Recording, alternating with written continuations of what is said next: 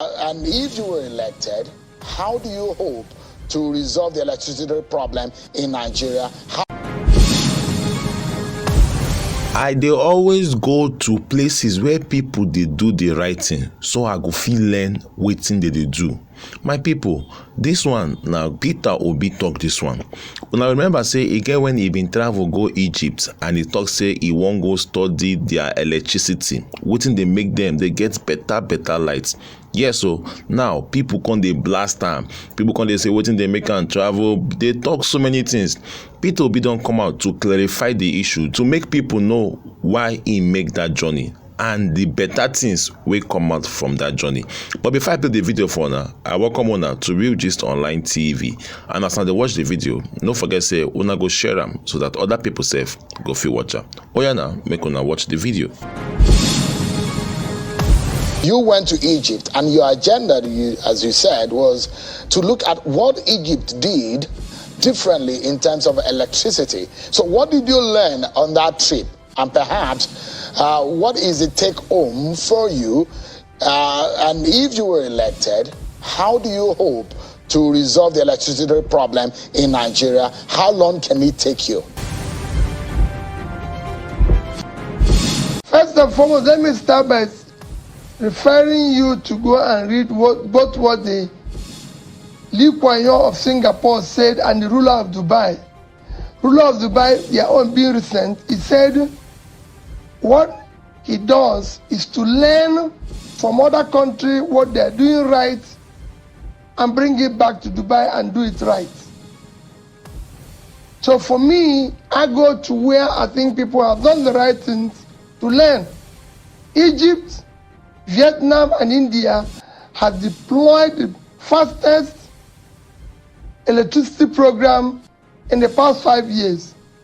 Egypt moved their power generation, transmission and distribution from about 20,000 to over 55,000 today within 5 years. So for me, in a country like ours of 200 million people generating only about 4,000, when the second biggest in terms of economy in Africa, being South Africa, is generating over 50,000 and Egypt generating over 50,000. The experience of Egypt, I decided to go and learn. I visited the power plant to see what they were able to do within that 5 years. I visited the power plant, visited the company that executed the project, had a very useful meeting with the CEO of the company, visited the power holding company of Egypt and other agencies that are involved to learn what they did, as well as visited the financiers of the project.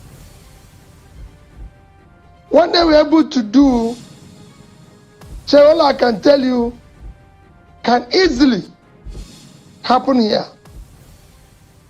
And my commitment is that Nigeria can be able to generate, transmit, and distribute 15,000 megawatts within a 4-year period of a government.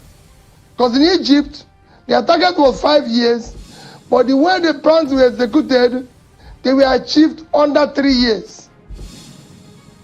But it has to be a holistic thing with everybody hands-on and followed religiously.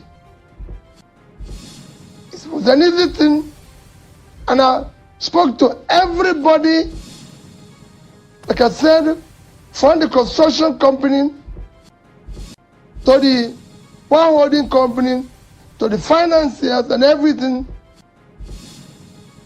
It can be done here, and it is one of the things that I'm totally committed to making a difference of. And it is critical. You can't talk about production without talking about power. It is ensuring that For every 1,000 megawatts of electricity you're able to produce, you probably be adding almost 1% to your GDP. So it is critical, 1% growth. So it is critical for us to do that as aggressively as possible.